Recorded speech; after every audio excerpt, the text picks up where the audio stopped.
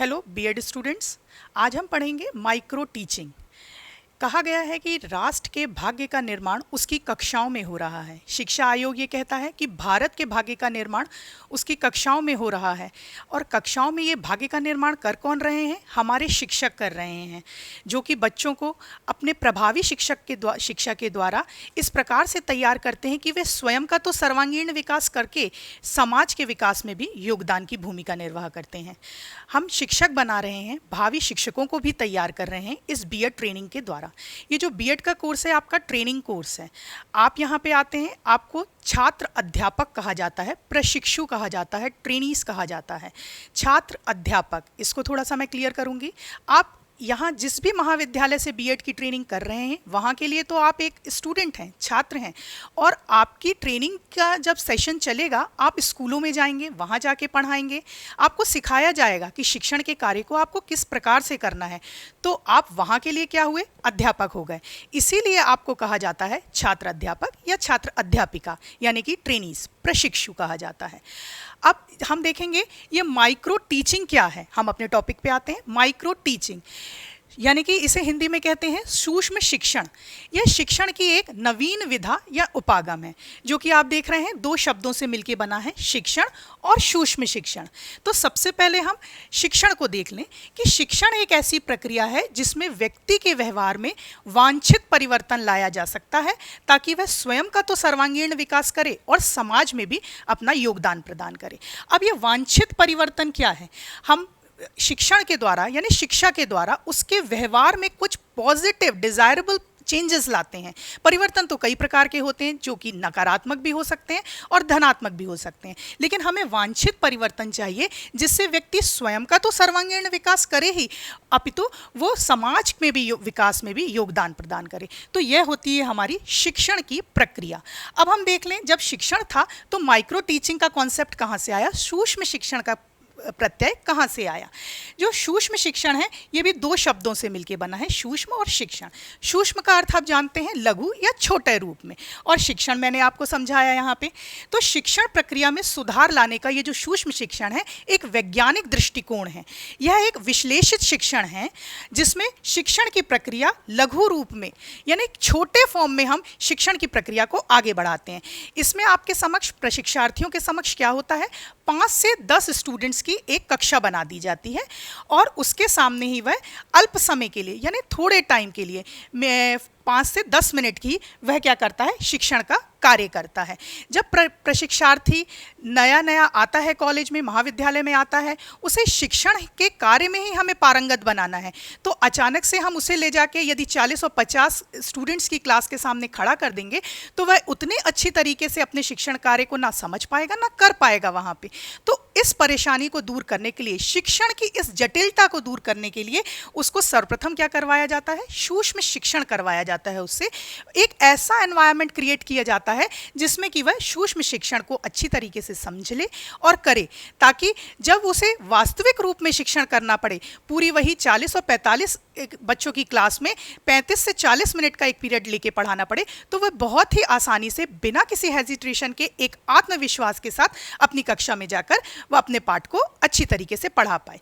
तो इसमें क्या है, लघु रूप में थोड़े ही छात्रों यानी मैंने आपको बताया 5 से 10 छात्रों की एक कक्षा बना ली जाती है और उसमें कम समय दिया जाता है। उसे सिर्फ 5 से 10 मिनट ही टीचिंग करना है और वह कहलाता है हमारा सूक्ष्म शिक्षण। इसमें सरलतम तरीके से छोटे छोटे सोपानों में कुछ हम पॉइंट्स रख लेते हैं। टीचिंग जो है वो किस पे है, टीचिंग स्किल्स हैं, शिक्षण के कौशल हैं। कहा गया है कि शिक्षण एक कला है।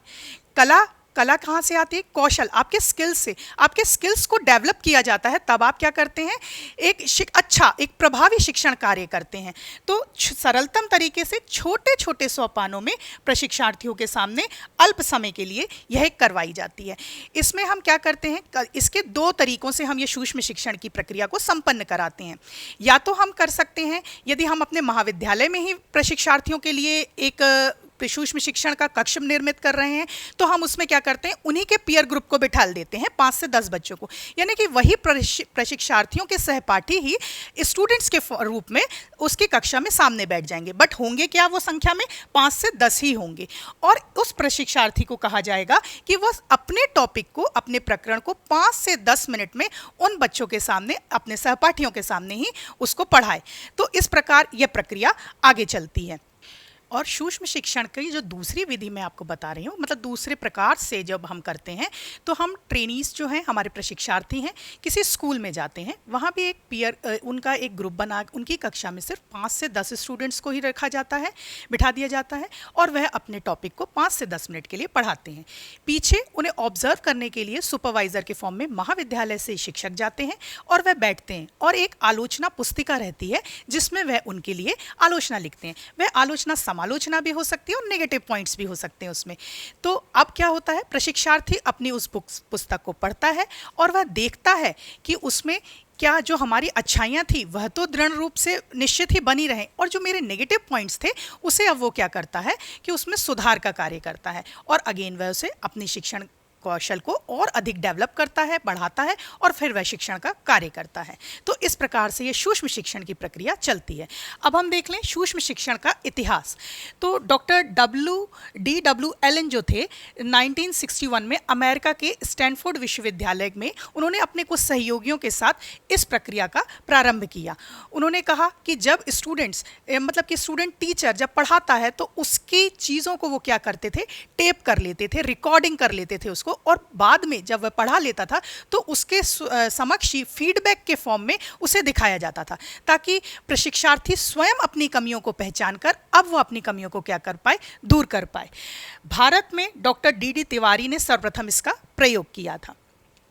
अब सूक्ष्म शिक्षण की जो प्रयोगशाला बनती है, यानी महाविद्यालयों में जो सूक्ष्म शिक्षण करवाने हेतु एक कक्ष तैयार किया जाता है, उस कक्ष में वीडियोकॉन कैमरा होना चाहिए, audio tape, monitor, recording tape और अन्य सहायक सामग्रियाँ। ये सहायक सामग्रियाँ क्या हैं, जो टीचिंग के लिए आपको यूज़फुल होती हैं, जैसे कुछ चार्ट पेपर्स हो सकते हैं, आपके प्रकरण से संबंधित होंगे तो आप वह उन्हें दिखाकर अपने शिक्षण कार्य को आगे बढ़ाएंगे। कुछ मॉडल्स हो सकते हैं, जैसे आपको भूगोल में कुछ पढ़ाना है तो ग्लोब वगैरह वहाँ रखा होगा, तो आप वह उसे लेकर वह उसके सहायता से अपने शिक्षण कार्य को प्रभावी तरीके से कर सकते हैं। तो micro teaching is a training techniques which requires student teachers to teach a single concept using specified teaching skills to a small number of pupils in a short duration of time. ये doctor professor B के पासी ने कहा है। तो आपको मैंने पूरी सूक्ष्म शिक्षण प्रक्रिया बताई कि उसमें किस तरीके से हम कार्य को करते हैं, शिक्षण कार्य किस तरीके से किया जाता है। शिक्षण कार्य के लिए, ये सूक्ष्म शिक्षण को अच्छी तरीके से सीखने के लिए कुछ कौशल होते हैं, उनको, स्किल्स को प्रशिक्षार्थियों के अंदर डेवलप किया जाता है, बताया जाता है, और उसके आधार पर वह अपने शिक्षण कार्य को आगे बढ़ाते हैं। अब हम देखेंगे सूक्ष्म शिक्षण के सोपान, यानी कि स्टेप्स ऑफ माइक्रो टीचिंग। किस फॉर्म में ये माइक्रो टीचिंग की प्रोसेसिंग स्टार्ट होती है, किस तरीके से ये प्रोसेसिंग वर्क होती है, क्लासेस में जाके प्रशिक्षार्थी किस तरीके से पढ़ाते हैं यहाँ पे। तो ये सारी चीज़ें हम सोपान के अंतर्गत देखेंगे।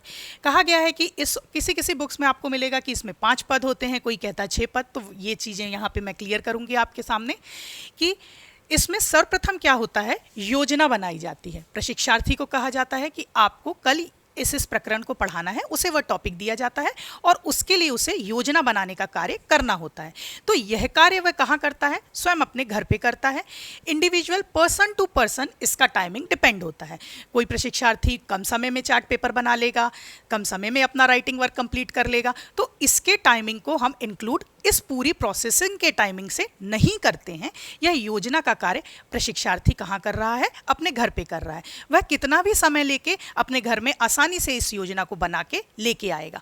अब वह महाविद्यालय में आएगा या उसे स्कूल में जाना है पढ़ाने के लिए विद्यार्थियों के समक्ष। अब वह टीचिंग करेगा वहाँ पे। वही मैंने आपको बताया कि सूक्ष्म शिक्षण 5 से 10 स्टूडेंट्स के सामने आपको करना है और 5 से 10 मिनट की ये टीचिंग होती। तो हमने एक एवरेज टाइम निकाल लिया जो कि है हमारे लिए 6 मिनट्स का।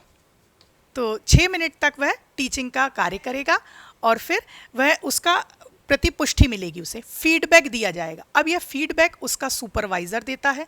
तो सुपरवाइज़र उसको देता है जो वो पीछे बैठा है, वह देखता है कि इस 6 मिनट में विद्यार्थी छात्र अध्यापक ने हमारे जो पढ़ाया है स्टूडेंट्स को, उसमें क्या गलतियां हैं, क्या अच्छाइयां थी उसकी, वह दोनों चीज़ें उसे बताता है। तो उसके अपने पॉजिटिव पॉइंट्स को तो वह अच्छे से समझता है कि ताकि ये पॉजिटिव पॉइंट आगे आने वाली टीचिंग में भी बने रहें, और जो उसके नेगेटिव पॉइंट्स हैं उसे वह क्या करता है, सुधारने का कार्य करता है। तो फीडबैक मिलने का भी समय कितना निर्धारित है, 6 मिनट का समय ये भी निर्धारित किया गया है कि 6 मिनट में उसे फीडबैक मिल जाता है।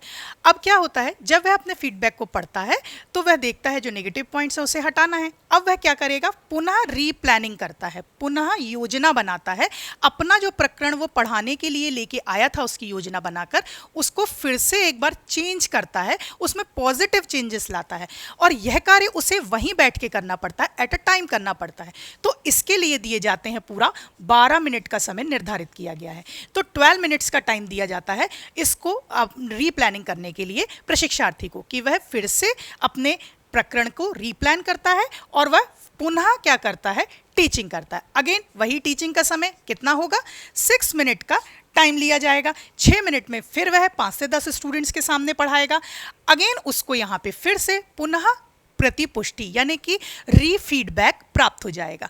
फिर से अब जो ये रीफीडबैक प्राप्त होगा ये भी 6 मिनट में रीफीडबैक प्राप्त होगा। तो यहाँ हमने देखा 6, 6, 12, 6 एंड 6 यानी टोटल जो है माइक्रो टीचिंग के साइकिल को पूरा करने में 36 मिनट्स का समय लगता है, एक पूरा साइकिल कंप्लीट होने में। अगेन फिर से नेक्स्ट उसकी योजना बनाएगा और यह साइकिल इस तरीके से चलता रहता है।